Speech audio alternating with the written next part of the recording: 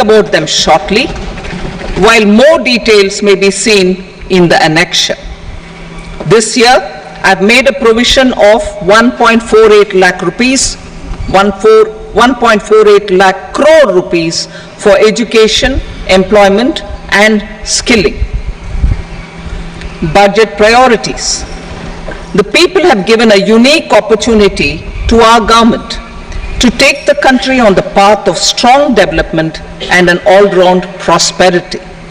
In the interim budget, we promise to present a detailed roadmap for our pursuit of Vikasit Bharat. In line with the strategy set out in the interim budget, this budget envisages sustained efforts on the following 9 priorities for generating ample opportunities for all.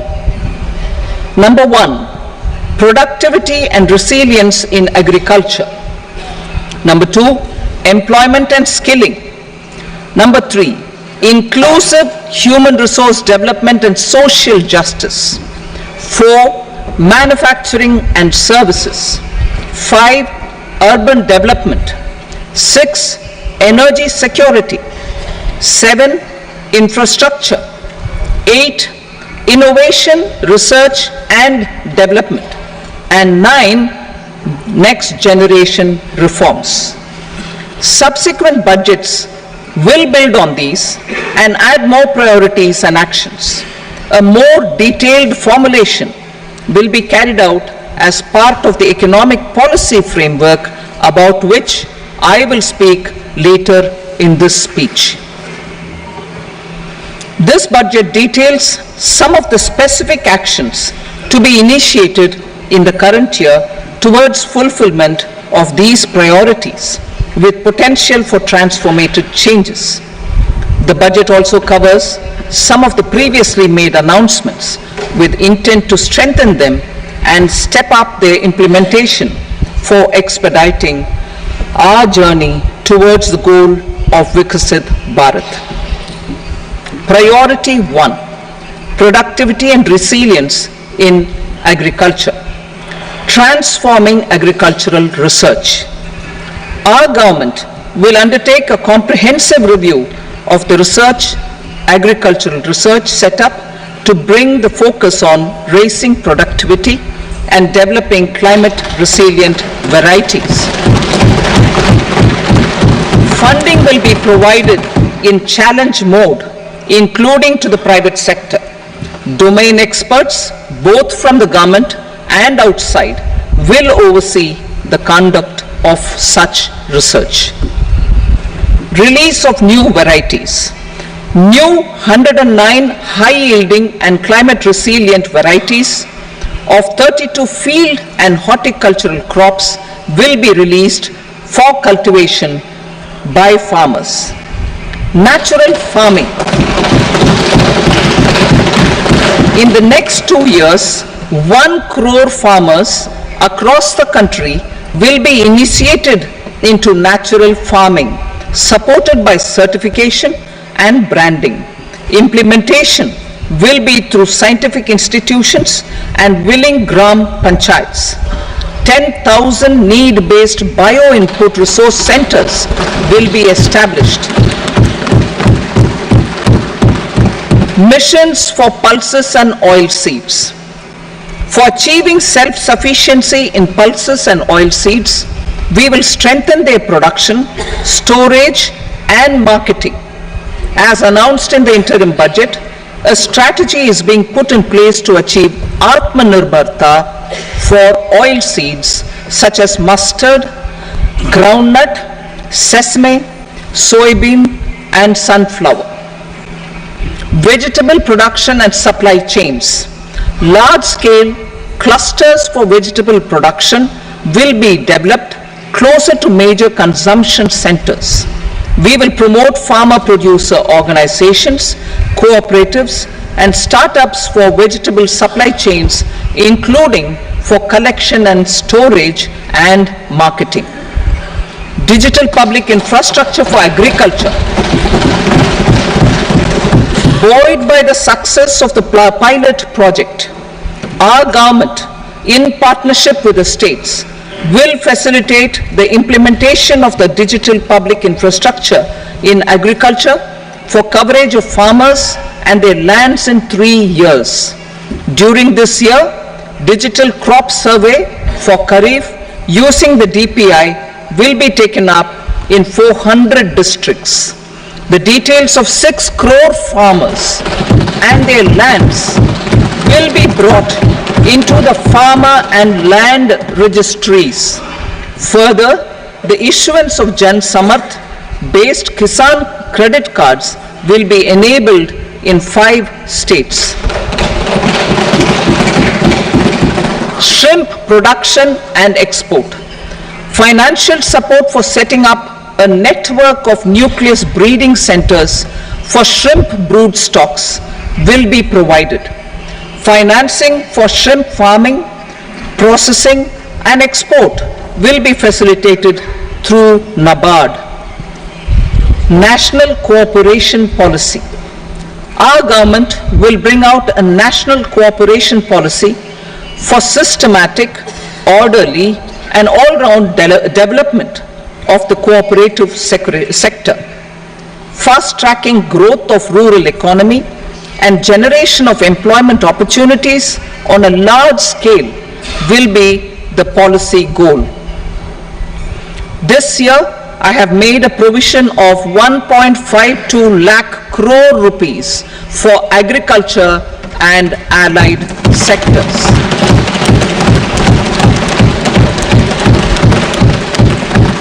Priority 2, employment and skilling. Employment linked incentive. Our government will implement following 3 schemes for employment linked incentive as part of the Prime Minister's package. These will be based on enrollment in the EPFO and focus on recognition of first-time employees and support to employees and employers. Scheme A, first-timers. This scheme will provide 1 month wage to all persons newly entering the workforce in all formal sectors.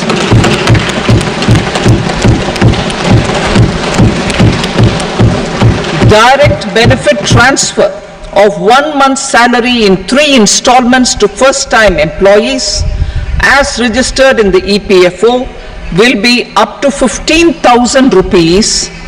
The eligibility limit will be a salary of 1 lakh per month. The scheme is expected to benefit 210 lakh youths.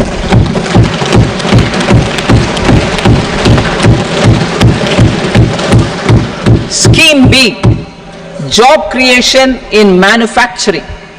This scheme will incentivize additional employment in the manufacturing sector linked to the employment of first-time employees. An incentive will be provided at specified scale directly both to the employee and the employer with respect to the EPFO contribution in the first 4 years of employment. The scheme is expected to benefit 30 lakh youth entering employment and their employers.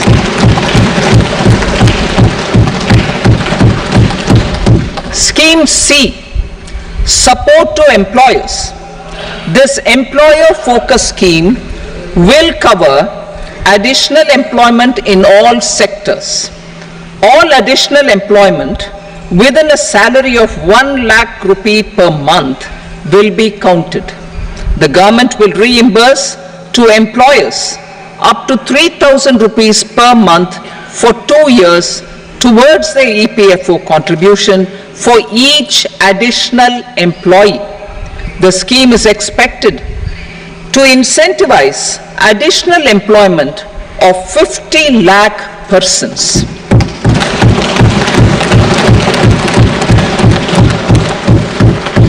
Participation of women in the workforce. We will facilitate higher participation of women in the workforce through setting up of working women hostels in collaboration with industry and establishing creches. In addition, the partnership will seek to organize women-specific skilling programs and promotion of market access for women SHG enterprises. Skilling program. I'm happy to announce a new centrally sponsored scheme as the fourth scheme under the Prime Minister's package for skilling in collaboration with state governments and industry.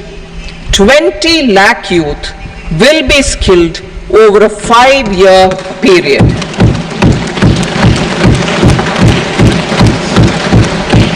$1,000 industrial training institutes will be upgraded in hub and spoke arrangements with outcome orientation. Course content and design will be aligned to the skill needs of industry, and new courses will be introduced for emerging needs. Skilling loans. The model skill loan scheme will be revised to facilitate loans up to 7.5 lakh rupees with a guarantee from a government promoted fund. This measure is expected to help 25,000 students every year.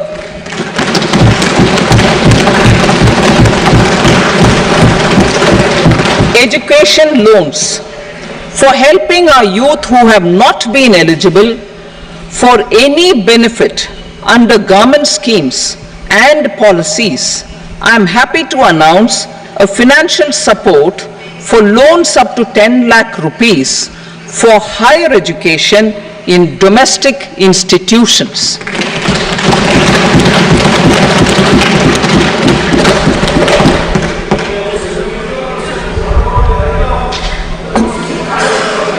E-vouchers for this purpose.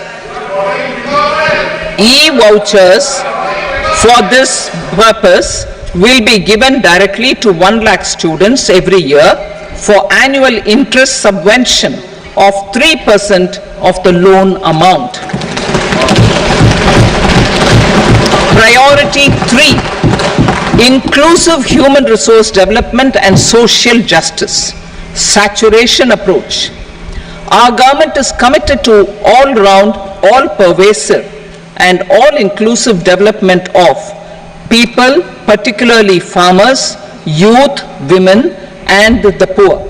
For achieving social justice comprehensively, the saturation approach of covering all eligible people through various programs, including those for education and health, will be adopted to empower them by improving their capabilities. Implementation of schemes meant for supporting economic activities by craftsmen, artisans, self-help groups, scheduled caste, scheduled tribe, and women entrepreneurs and street vendors such as the PM Vishwakarma, PM Swanidhi, National Livelihood Missions, and Stand Up India will be stepped up. Purvodaya. The states in the eastern part of the country are rich in endowments and have strong cultural traditions. We will formulate a plan, Purvodaya, for the all-round development of the eastern region of the country, covering Bihar, Jharkhand, West Bengal, Odisha, and Andhra Pradesh. This will cover human resource development, infrastructure, and generation of economic opportunities to make the region an engine to attain Vikasit Bharat. On the Amritsar-Kolkata Industrial Corridor, we will support development of an industrial node at Gaya. This corridor will catalyze industrial development of the eastern region.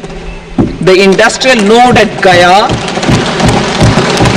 will also be a good model for developing our ancient centers of cultural importance into future centers of modern economy. This model shall showcase Vikas B, Virasat B in a growth trajectory. We will also support development of road connectivity projects, namely 1. Patna-Purnia Expressway, 2. Buxar-Bhagalpur Expressway, 3. Bodh Gaya, Rajgir, Vaishali and Darbhanga spurs, and 4. Additional 2-lane bridge over River Ganga at Buxar at a total cost of 26,000 crore rupees.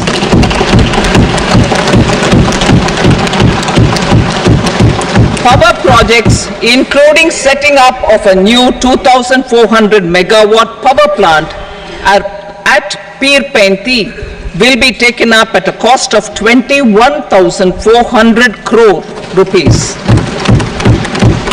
New airports, medical colleges and sports infrastructure in Bihar will be constructed. An additional allocation to support capital investments will be provided.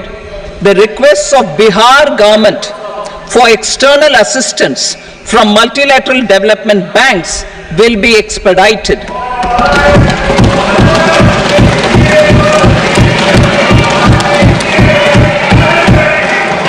Andhra Pradesh Reorganization Act. Our government has made concerted efforts to fulfill the commitments in Andhra Pradesh Reorganization Act.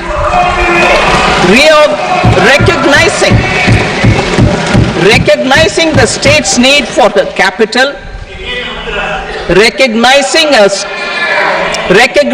the state's need for a capital, we will facilitate special financial support through multilateral development agencies.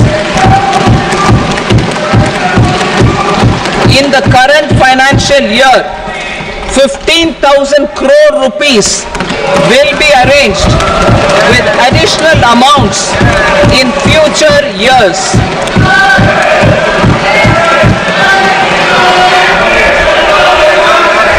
Our government is fully committed to financing and early completion of the Polavaram irrigation project, which is the lifeline for Andhra Pradesh and its farmers. This will facilitate our country's food security as well. Under the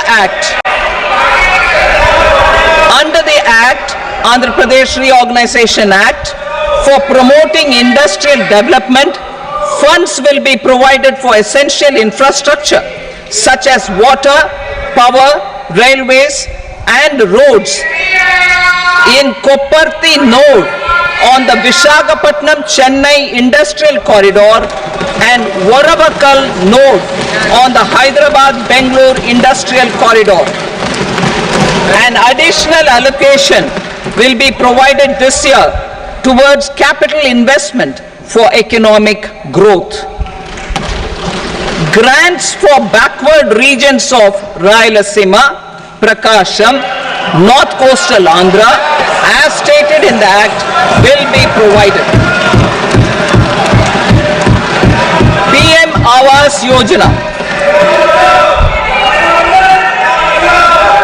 3 crore additional houses under the PM Awas Yojana in rural and urban areas in the country have been announced, for which the necessary allocations are being made. Women-led development. For promoting women-led development, the budget carries an allocation of more than 3 lakh crore for schemes benefiting women and girls. This signals our government's commitment for enhancing women's role in economic development. Pradhan Mantri Janjatiya Unnat Gram Abhiyan. For improving the socio-economic condition of tribal communities, we will launch the Pradhan Mantri Janjatiya Unnat Gram Abhiyan by adopting saturation coverage for tribal families in tribal majority villages and aspirational districts.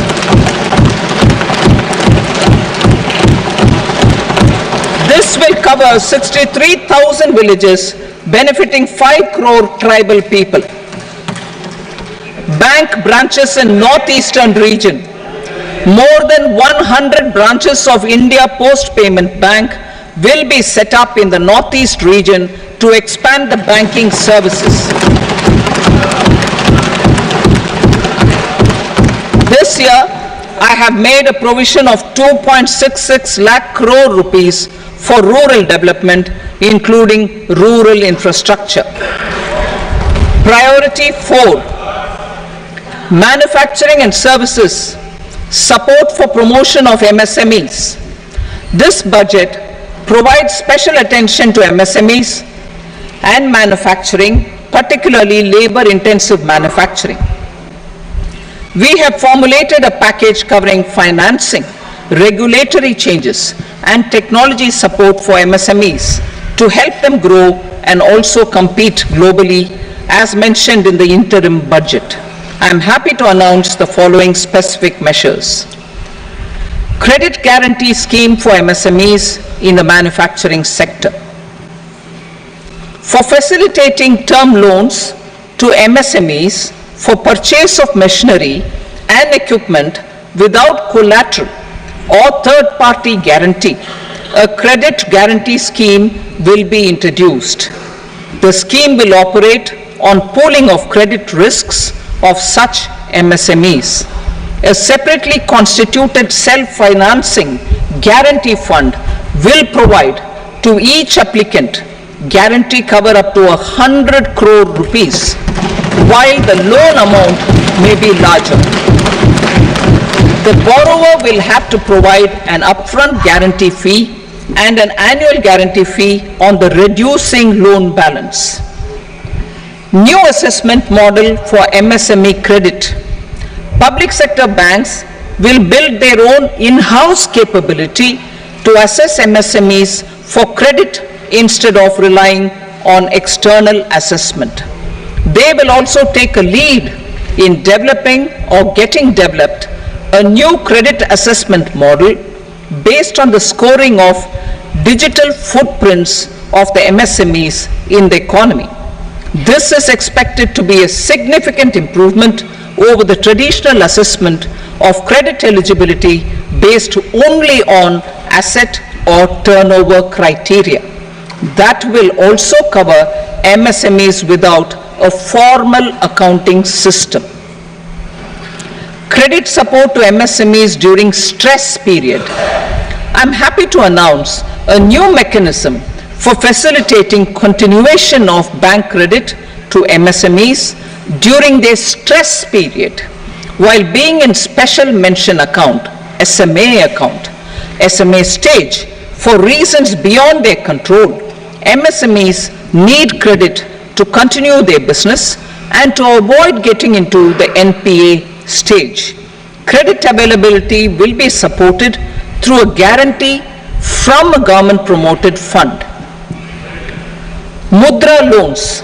The limit of Mudra loans will be enhanced to 20 lakh from the current 10 lakh for those entrepreneurs who have availed and successfully repaid previous loans under the Tarun category. Enhanced scope for mandatory onboarding in trades. For facilitating MSMEs to unlock their working capital by converting their trade receivables into cash, I propose to reduce the turnover threshold of buyers for mandatory onboarding on the trades platform from rupees 500 crore to 250 crore rupees. This measure will bring 22 more CPSCs and 7,000 more companies onto the platform. Medium enterprises will also be included in the scope of the suppliers. SIDBI branches in MSME clusters. SIDBI will open new branches to expand its reach to serve all major MSME clusters within 3 years and provide direct credit to them. With the opening of 24 such branches this year, The service coverage will expand to 168 out of 242 major clusters.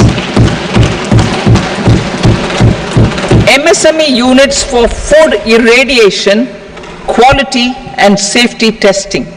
Financial support for setting up of 50 multi-product food irradiation units in the MSME sector will be provided. Setting up of 100 food quality and safety testing labs with NABL accreditation will be facilitated. E-commerce export hubs.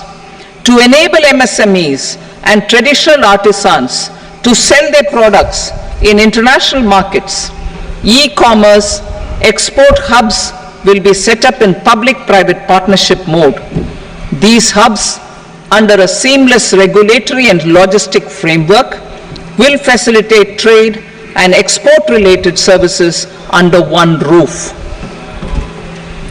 Measures for promotion of manufacturing and services. Internship in top companies. As the fifth scheme under Prime Minister's package, our government will launch a comprehensive scheme for providing internship opportunities in 500 top companies to 1 crore youth in 5 years. They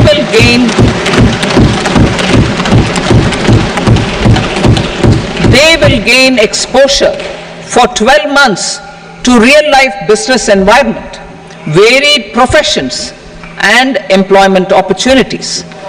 An internship allowance of 5,000 per month, 5,000 rupees per month, along with a one-time assistance of 6,000 rupees will be provided. Companies will be expected to bear the training cost and 10% of their internship cost from their CSR funds. Industrial parks. Our government will facilitate development of investment-ready, plug-and-play industrial parks with complete infrastructure in or near 100 cities in partnership with the states and private sector by better using town planning schemes. 12 industrial parks under the National Industrial Corridor Development Program also will be sanctioned.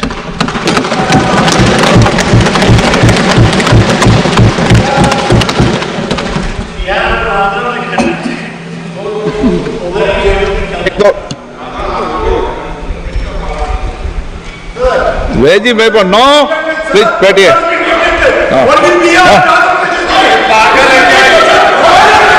Rental housing with dormitory type accommodation for industrial workers will be, just 1 minute. Rental housing, I repeat, rental housing with dormitory type accommodation for industrial workers will be facilitated in PPP mode with VGF support and commitment from anchor industries. Shipping industry, ownership, leasing and flagging reforms will be implemented to improve the share of Indian shipping industry and generate more employment. Critical mineral mission. We will set up a critical mineral mission for domestic production, recycling of critical minerals and overseas acquisition of critical mineral assets. Its mandate will include technology development, skilled workforce, extended producer responsibility framework and a suitable financing mechanism. Offshore mining of minerals. Our government will launch the auction of the first tranche of offshore blocks for mining, building on the exploration already carried out. Digital public infrastructure applications. Turning to the services sector, I propose development of DPI applications at population scale for productivity gains, business opportunities, and innovation by the private sector. These are planned in the areas of credit, e-commerce, education, health, law and justice, logistics, MSME service delivery, and urban governance. Integrated technology platform for IBC ecosystem.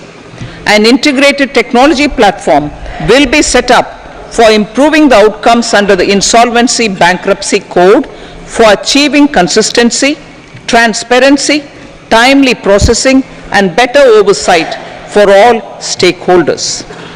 Voluntary closure of LLPs.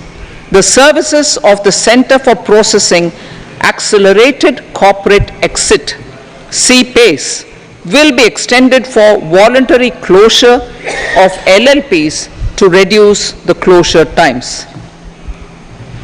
National Company Law Tribunals.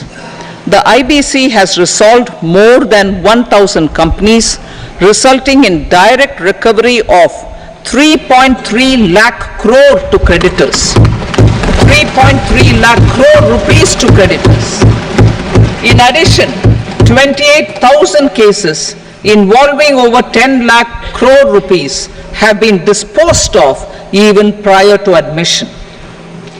Appropriate changes to the IBC, reforms and strengthening of the tribunal and appellate tribunals will be initiated to speed up insolvency resolution. Additional tribunals will be established. Out of those, some will be notified to decide cases exclusively under the Companies Act. Debt recovery. Steps for reforming and strengthening debt recovery tribunals will be taken. Additional tribunals will be established to speed up recovery. Priority 5, urban development. Cities as growth hubs. Working with states, our government will facilitate development of cities as growth hubs. This will be achieved through economic and transit planning and orderly development of peri-urban areas utilizing town planning schemes. Creative redevelopment of cities. For creative brownfield redevelopment of existing cities with a transformative impact, our government will formulate a framework for enabling policies, market-based mechanisms, and regulation. Transit-oriented development. Transit-oriented development plans for 14 large cities with a population above 30 lakh will be formulated, along with an implementation and financing strategy. Urban housing. Under the PM Awas Yojana, Urban 2.0, housing needs of 1 crore urban poor and middle class families will be addressed with an investment of 10 lakh crore rupees. This will include the central assistance of 2.2 lakh crore rupees in the next 5 years. A provision of interest subsidy to facilitate loans at affordable rates is also envisaged. In addition, enabling policies and regulations for efficient and transparent rental housing markets with enhanced availability will also be put in place. Water supply and sanitation. In partnership with state governments and multilateral development banks, we will promote water supply, sewage treatments, and solid waste management projects and services for 100 large cities through bankable projects. These projects will also envisage use of treated water for irrigation and filling up of tanks in nearby areas. Street markets. Building on the success of PM Swanidhi scheme in transforming the lives of street vendors, our government envisions a scheme to support each year over the next 5 years the development of 100 weekly hearts or street food hubs in select cities. Stamp duty. We will encourage states which continue to charge high stamp duty to moderate the rates for all and also consider further lowering duties for properties purchased by women. This reform will be made an essential component of urban development schemes. Priority 6, energy security, energy transition. In the interim budget, I had announced our strategy to sustain high and more resource efficient economic growth, along with the energy security in terms of availability, accessibility, and affordability. We will bring out a policy document on appropriate energy transition pathways that balances the imperatives of employment, growth, and environmental sustainability. PM Surya Ghar Muft Bijli Yojana. PM Surya Ghar Muft Bijli Yojana. In line with the announcement in the interim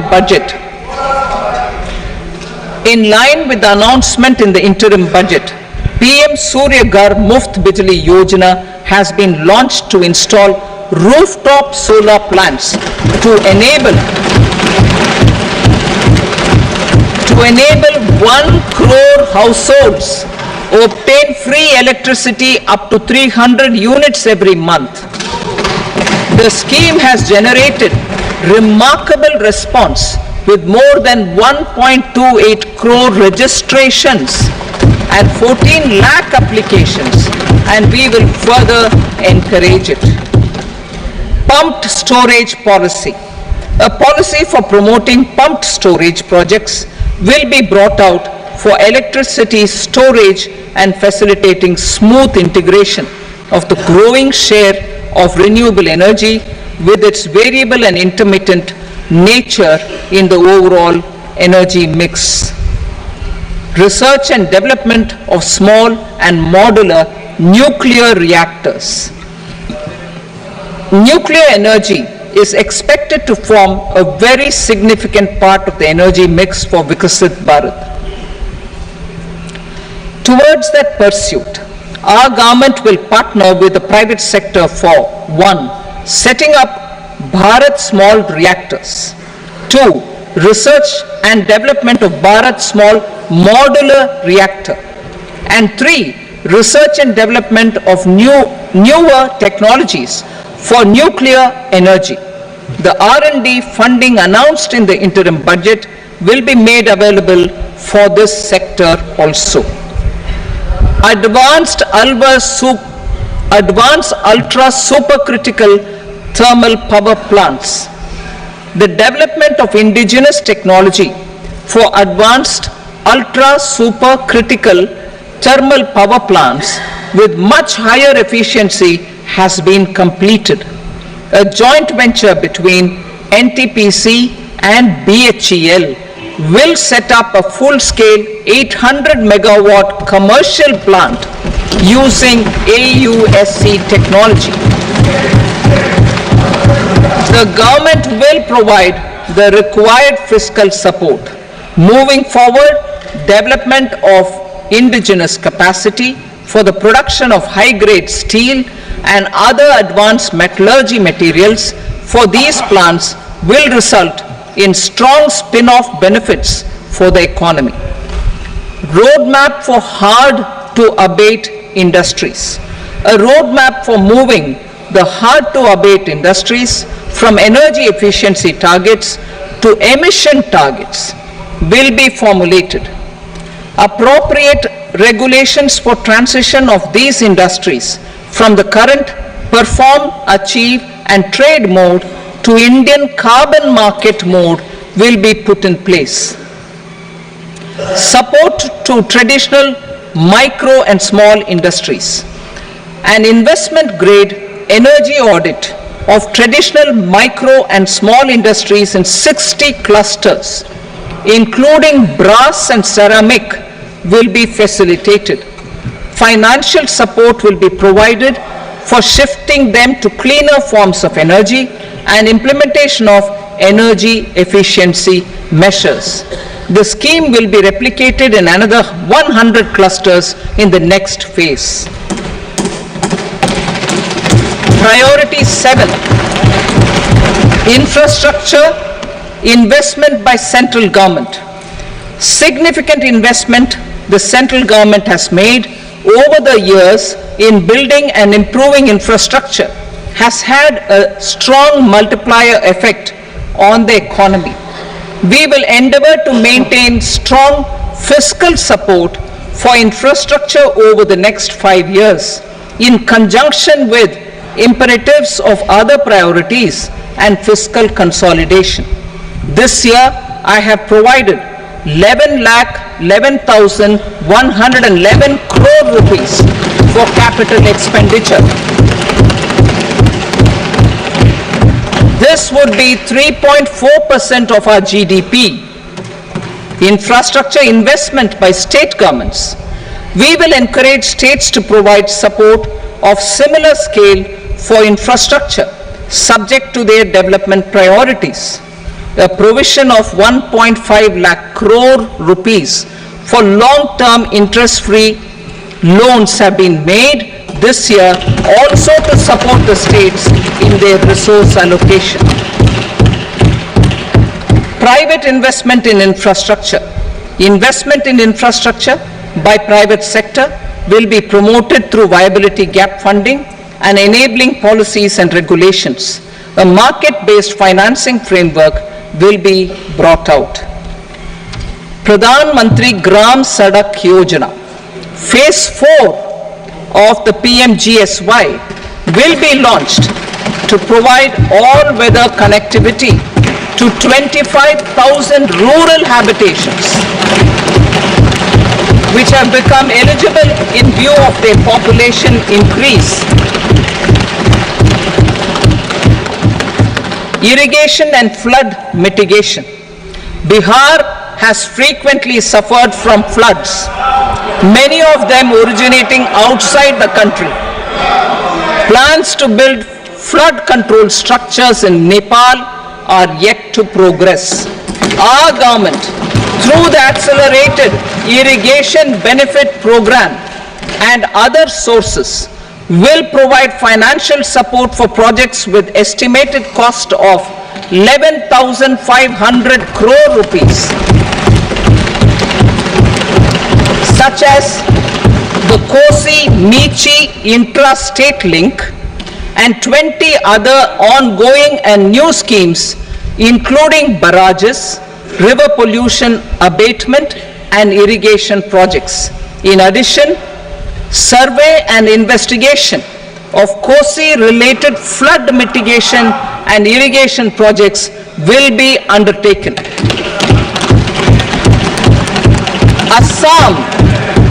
Assam grapples with floods every year by the Brahmaputra River and its tributaries originating outside India. We will provide assistance to Assam for flood management and related projects.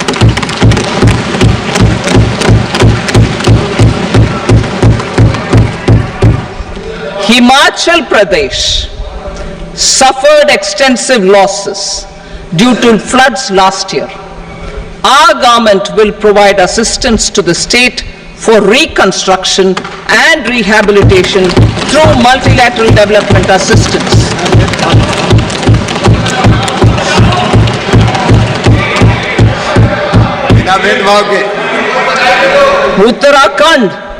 Uttarakhand too suffered losses due to cloudbursts and massive landslides.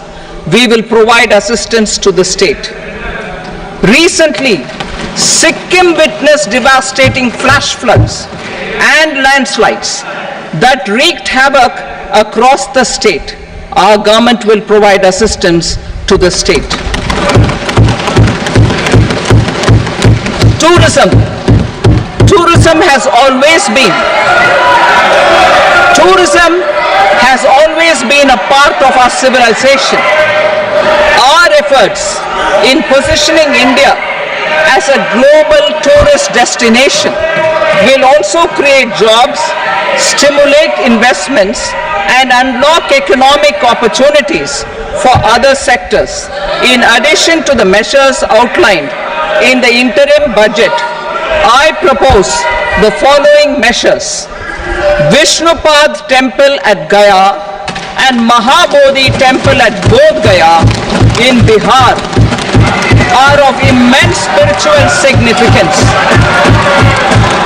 Comprehensive development of Vishnupad temple corridor and Mahabodhi temple corridor will be supported, modeled on the successful Kashi Vishwanath temple corridor to transform them into world-class pilgrim and tourist destinations. Rajgir holds immense religious significance for Hindus, Buddhists and Jains. The 20th Tirthankara Muniswarata temple in the Jain temple complex is ancient. The Saptarishi or the 7 hot springs form a warm water Brahmkund that is sacred. A comprehensive development initiative for Rajgir will be undertaken.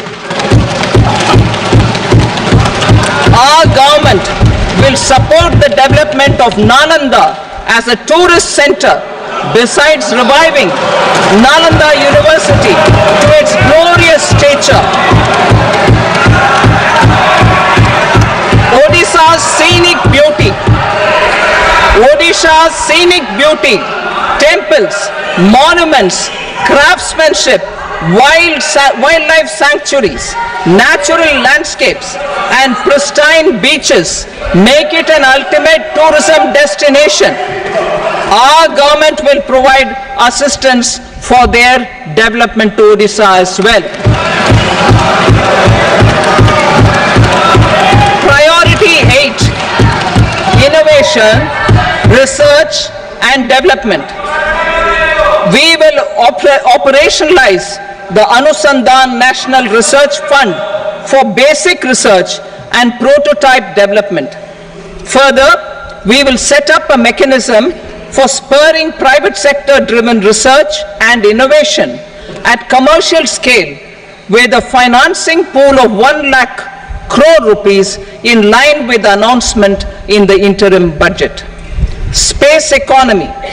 With our continued emphasis on expanding the space economy by 5 times in the next 10 years, a venture capital fund of 1,000 crore rupees will be set up. Priority 9, next generation reforms. Economic policy framework. We will formulate an economic policy framework to delineate the overarching approach to economic development and set the scope of the next generation of reforms for facilitating employment opportunities and sustaining high growth. Our government will initiate and incentivize reforms for 1. Improving productivity of factors of production, and 2. Facilitating markets and sectors to become more efficient. These reforms will cover all factors of production, namely land, labor, capital and entrepreneurship, and technology as an enabler of improving total factor productivity and bridging inequality. Effective implementation of several of these reforms requires collaboration between the center and the states and building consensus as development of the country lies in development of the states. For promoting competitive federalism and incentivizing states for faster implementation of reforms, I propose to earmark a significant part of the 50-year interest-free loan. Working with the states, we will initiate the following reforms.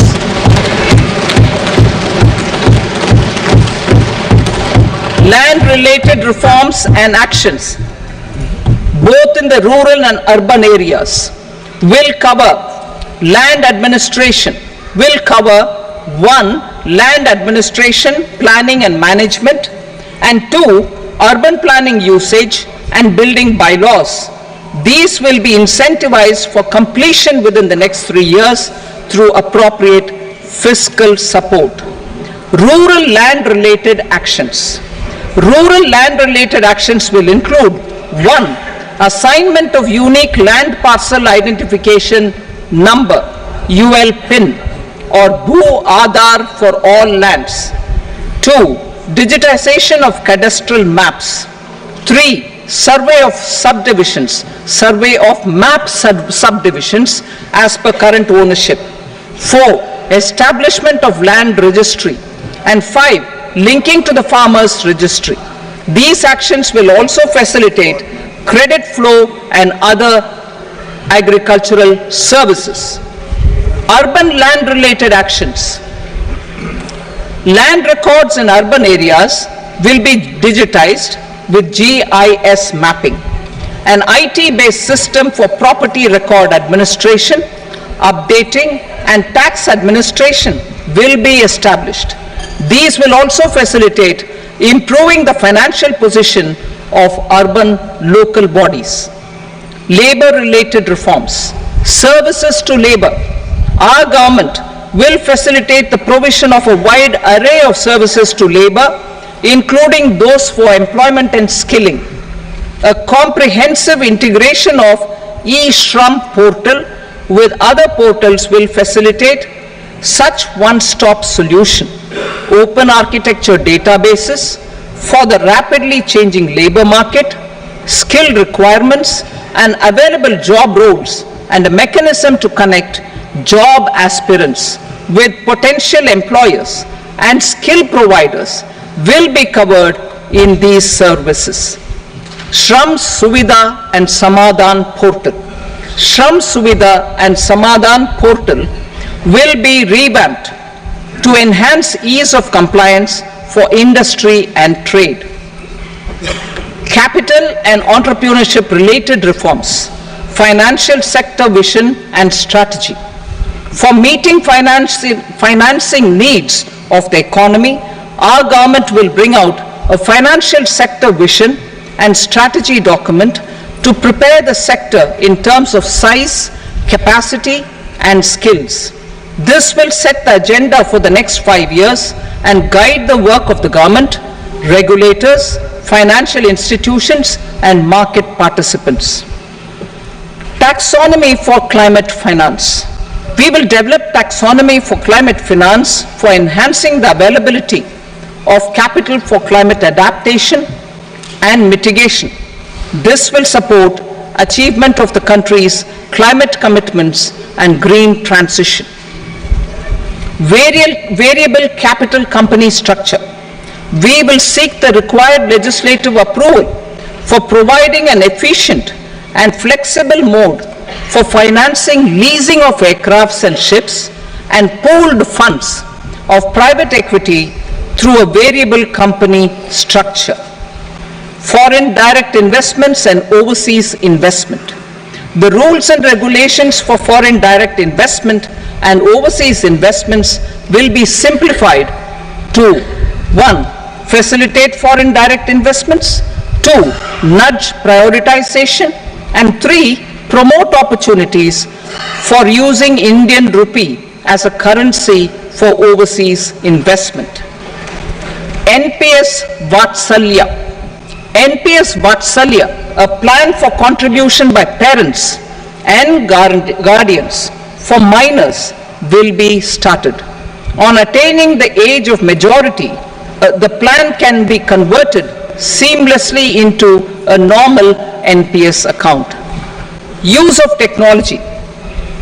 We have successfully used technology for improving productivity and bridging inequality in our economy during the past 10 years. Public investment in digital infrastructure and innovations by the private sector have helped in improving access of all citizens, particularly the common people, to market resources, education, health and services. We will step up adoption of technology towards digitalization of the economy. Ease of doing business. For enhancing ease of doing business, we are already working on the Jan Vishwas Bill 2.0. Further, states will be incentivized for implementation of the business reforms, action plans, and digitalization. Data and statistics.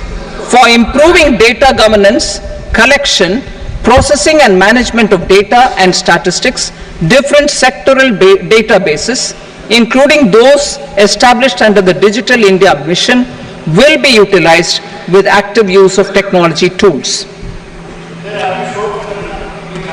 New pension scheme. The committee to review the NPS has made considerable progress in its work. I am happy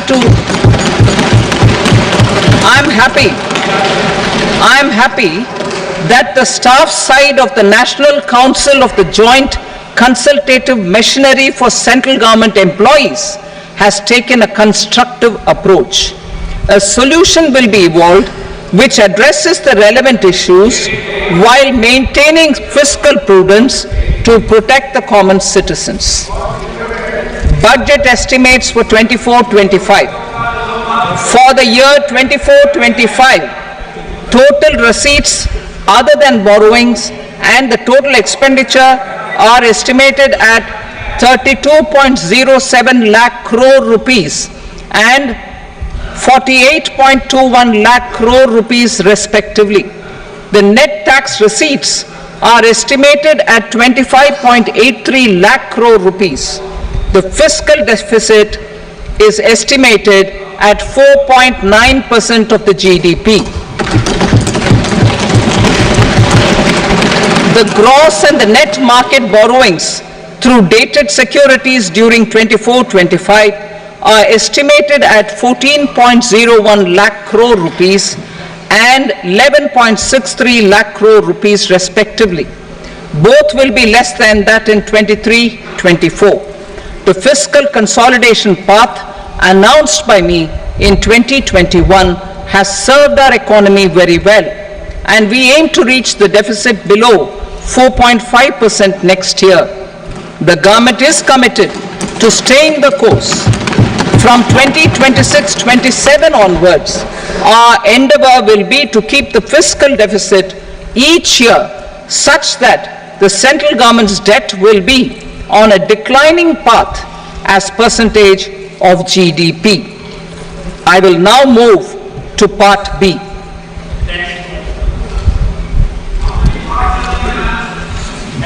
Indirect taxes. Sir, I start with GST. It has decreased tax incidence on the common man, reduced compliance burden and logistics cost for trade and industry, and enhanced revenues of the central and the state governments. It is a success of vast proportions. To multiply the benefits of GST, we will strive to further simplify and rationalize the tax structure and endeavor to expand it to the remaining sectors. My proposals for customs duties intend to support domestic manufacturing, deepen local value addition, promote export competitiveness, and simplify taxation while keeping the interest of the general public and consumers surmount. In Budget 22-23, we reduced the number of customs duty rates. I propose to undertake a comprehensive review of the rate structure over the next 6 months to rationalize and simplify it for ease of trade, removal of duty inversion, and reduction of disputes. I shall now take up sector-specific customs duty proposals. Medicine and medical equipments. To provide relief to cancer patients, I propose to fully exempt 3 more medicines from customs duties.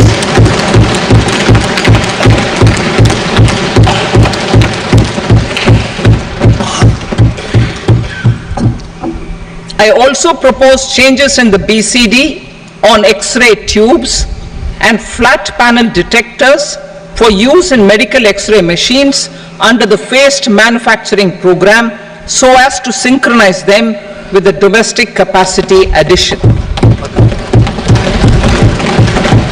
Mobile phone and related parts. With a 3-fold increase in domestic production and almost a 100-fold jump in exports of mobile phones over the last 6 years, the Indian mobile industry has matured. In the interest of consumers, I now propose to reduce the BCD on mobile phone, mobile PCBA and mobile charger to 15%. Critical minerals. Minerals such as lithium, copper, cobalt and rare earth elements are critical for sectors like nuclear energy, renewable energy, space, defense, telecommunications and high-tech electronics. I propose to fully exempt customs duties on 25 critical minerals and reduce BCD on 2 of them. This will provide a major fillip to the processing and refining of such minerals and help secure their availability for these strategic and important sectors. Solar energy. Energy transition is critical in the fight against climate change. To support energy transition, I propose to expand the list of exempted capital goods for use in the manufacture of solar cells and panels in the country. Further, in view of sufficient domestic manufacturing capacity of solar gas, glass and tinned copper interconnect, I propose not to extend the exemption of custom duties provided to them. Marine products. India's seafood exports in the last financial year touched an all-time high of more than 60,000 crores of rupees. Frozen shrimp accounted for about 2/3 of these exports. To enhance their competitiveness, I propose to reduce BCD on certain broodstock, polychaete worms, shrimp and fish feed to 5%. I also propose to exempt customs duty on various inputs for manufacture of shrimp and fish feed. Leather and textile. Similarly, to enhance the competitiveness of exports in the leather and textile sectors, I propose to reduce BCD on real down-filling material from duck or goose. I am also making additions to the list of exempted goods for manufacture of leather and textile garments, footwear and other leather articles for export. To rectify inversion in duty, I propose to reduce BCD subject to conditions on methylene diphenyl diisocyanate MDI for manufacture of spandex yarn from 7.5 to 5%. Furthermore, the export duty structure on raw hides, skin and leather is proposed to be simplified and rationalized. Precious metals. To enhance domestic value addition in gold and precious metal jewelry in the country, I propose to reduce customs duties on gold and silver to 6% and that of platinum to 6.4%. Other metals. Steel and copper are important raw materials. To reduce their cost of production, I propose to remove the BCD on ferronickel and blister copper. I am also continuing with nil BCD on ferrous scrap and nickel cathode and concessional BCD of 2.5% on copper scrap. Electronics. To increase value addition in the domestic electronics industry, I propose to remove the BCD subject to conditions on oxygen-free copper for manufacture of resistors. I also propose to exempt certain parts for manufacture of connectors. Chemicals and petrochemicals. To support existing and new capacities in the pipeline, I propose to increase the BCD on ammonium nitrate from 7.5% to 10%. Plastics. PVC flex banners are non-biodegradable and hazardous for environment and health. To curb their imports, I propose to raise the BCD on them from 10 to 25%. Telecommunication equipment. To incentivize domestic manufacturing, I propose to increase the BCD from 10 to 15% on PCBA of specified telecom equipment. Trade facilitation to promote domestic aviation and boat and ship MRO. I propose to extend the period for export of goods imported for repairs from 6 months to 1 year. I'll read that again. To promote domestic aviation and boat and ship maintenance, repair and operations, I propose to extend the period for export of goods imported for repairs from 6 months to 1 year. In the same vein, I propose to extend the time limit for re-import of goods for repairs under warranty from 3 to 5 years.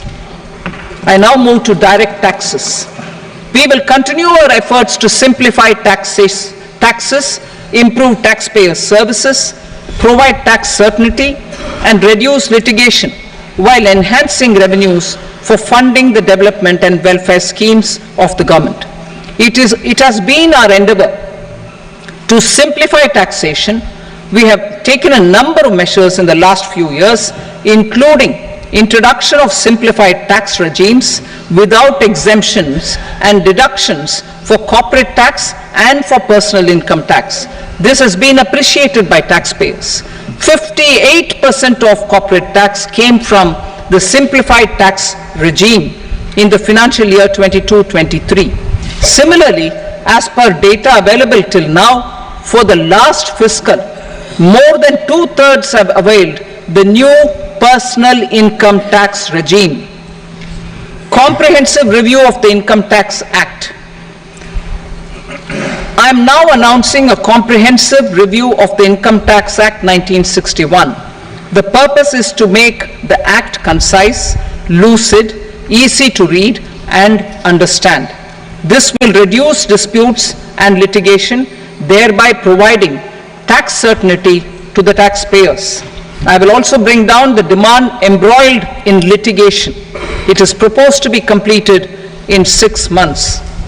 A beginning is being made in the finance bill by simplifying the tax regime for charities, TDS rate structures, provisions of reassessment and such provisions, and capital gains taxation. Simplification for charities and TDS. Two tax exemption regimes. The two tax exemption regimes for charities are proposed to be merged into one. The 5% TDS rate on many payments is being merged into the 2% TDS rate, and the 20% TDS rate on repurchase of units by mutual funds or UTI is being withdrawn. TDS rate on e-commerce operators is proposed to be reduced from 1 to 0.1%. Moreover, credit of TCS is proposed to be given in the TDS to be deducted on salary. Further, I propose to decriminalize delay for payment of TDS up to the due date of filing statement for the same.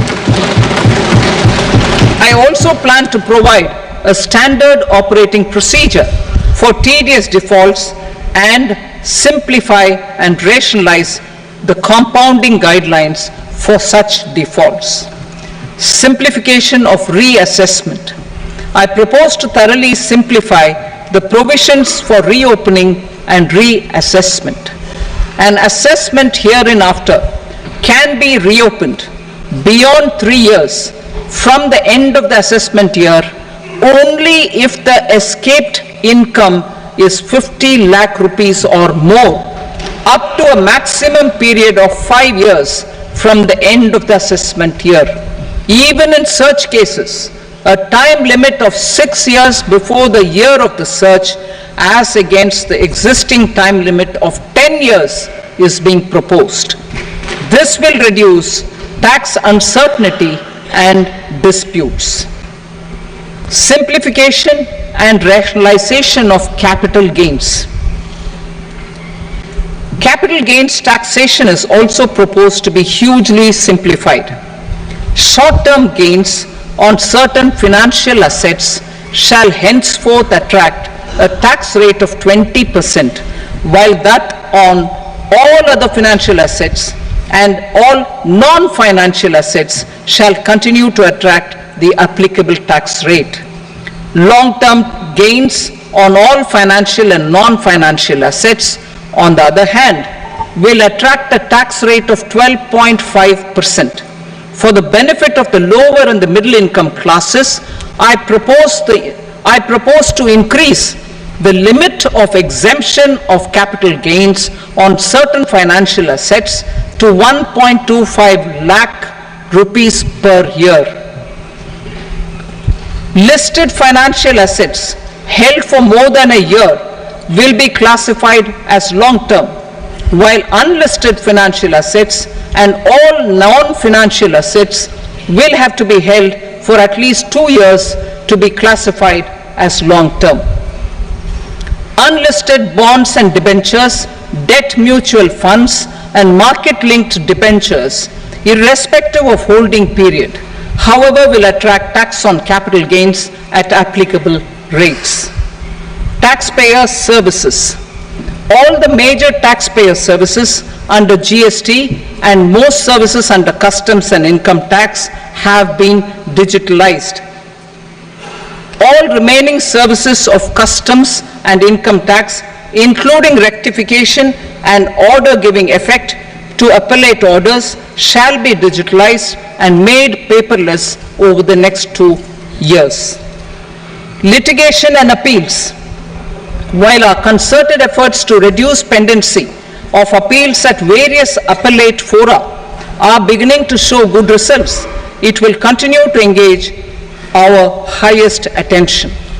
To dispose of the backlog of first appeals, I plan to deploy more officers to hear and decide such appeals, especially those with large tax effect.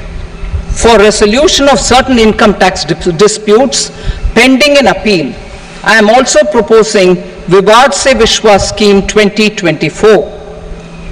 Further, I propose to increase monetary limits for filing appeals related to direct taxes, excise and service tax in the tax tribunals, high courts and Supreme Court to 60 lakh rupees, 2 crore rupees and 5 crore respectively, with a view to reduce litigation and provide certainty in international taxation. We will expand the scope of safe harbor rules and make them more attractive. We will also streamline the transfer pricing assessment procedure. Employment and investment. I have a few proposals to promote investment and foster employment. First of all, to bolster the Indian startup ecosystem, boost the entrepreneurial spirit, and to support innovation, I propose to abolish the so-called angel tax for all classes of investors. Second, there is tremendous potential for cruise tourism in India. To give a fillip to this employment-generating industry, I am proposing a simpler tax regime for foreign shipping companies operating domestic cruises in the country. Third, India is a world leader in the diamond cutting and polishing industry, which employs a large number of skilled workers. To further promote the development of this sector, we would provide for safe harbor rates for foreign mining companies selling raw diamonds in the country. Fourth, to attract foreign capital for our development needs, I propose to reduce the corporate tax rate on foreign companies from 40 to 35%. Deepening the tax base. I have a couple of proposals for deepening the tax base. First, security transaction tax on futures and options of securities is proposed to be increased to 0.02% and 0.1% respectively. Second, for reasons of equity, I propose to tax income received on buyback of shares in the hands of recipients. Other proposals: to improve social security benefits, deduction of expenditure by employers towards NPS is proposed to be increased from 10 to 14% of the employee's salary. Similarly, deduction of this expenditure up to 14% of salary from the income of employees in private sector, public sector banks and undertakings opting for the new tax regime is proposed to be provided. Indian professionals working in multinationals get ESOPs and invest in social security schemes and other movable assets abroad. Non-reporting of such small foreign assets has penal consequences under the Black Money Act. Such non-reporting of movable assets up to 20 lakh rupees is proposed to be depenalized. Other major proposals in the finance bill relate to withdrawal of equalization levy of 2%, expansion of tax benefits to certain funds and entities in IFSCs, and immunity from penalty and prosecution to Benamidar on full and true disclosure so as to improve conviction under the Benami Transaction Prohibition Act 1988. Personal income tax. Coming to personal income tax rates, I have two announcements to make for those opting for the new tax regime. First, the standard deduction for salaried employees is proposed to be increased from 50,000 to 75,000 rupees.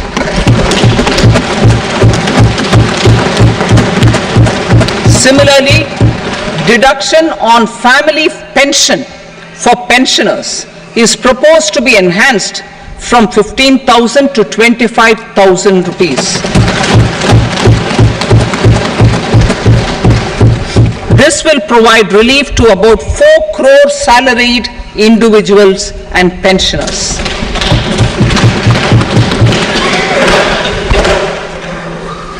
Second, in the new tax regime, the tax rate structure is proposed to be revised as follows: 0 to 3 lakh rupees, nil; 3 to 7 lakh rupees, 5%; 7 to 10 lakh rupees, 10%; 10 to 12 lakh rupees, 15%; 12 to 15 lakh rupees, 20%; and above 15 lakh rupees, 30%. As a result of these changes, a salaried employee in the new tax regime stands to save up to 17,500 rupees in income tax.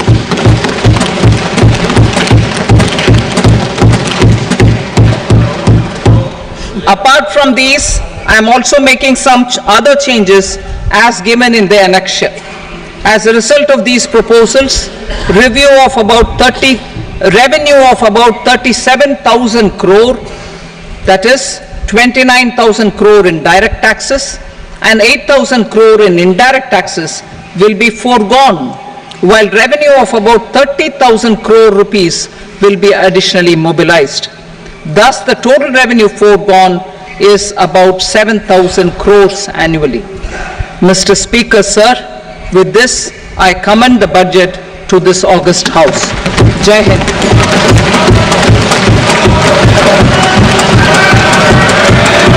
Item number 2. Item number 2.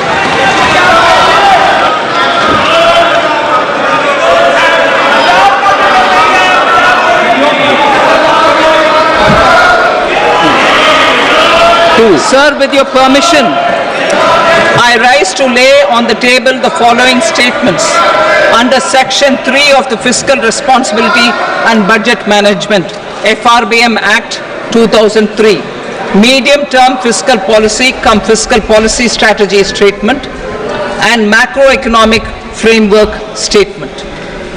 Item number 3. Sir, with your permission, I rise to move for leave to introduce the Finance Number 2 Bill 2024. प्रश्न ये कि विधेयक को पुनर्स्थापित करने की अनुमति प्रदान की जाए।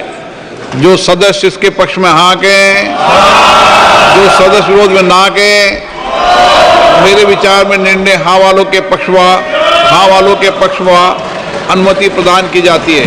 माननीय मंत्री जी, अब विधेयक पुनर्स्थापित करें। Sir, I introduce the bill. Item number 4, The Union Territory of Jammu and Kashmir budget.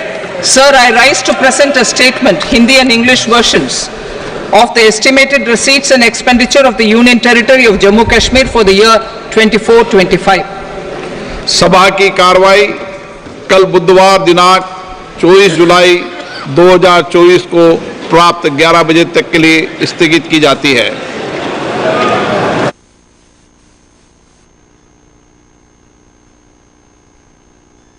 और हमारा बच्चों जो है उनको कोई रोजगार नहीं मिल रहा है। पढ़े लिखे हैं, कोई ITI करा, कोई कॉलेज करा, कोई कुछ भी करा अपना कार्य, पर किसी को रोजगार नहीं मिला। और कंपनी द्वारा हमारा पूरा नुकसान हो गया है। खेत का भी, गांव का भी, गौशाला, मकान सब चल जाने लग गई है।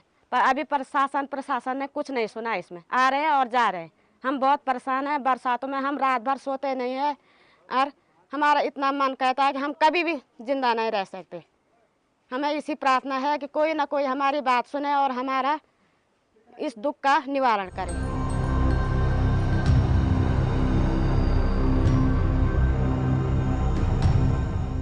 বিকাশের নামে গঙ্গার আপস্ট্রিমে গড়ে উঠেছে একের পর এক দানবের আকৃতির জল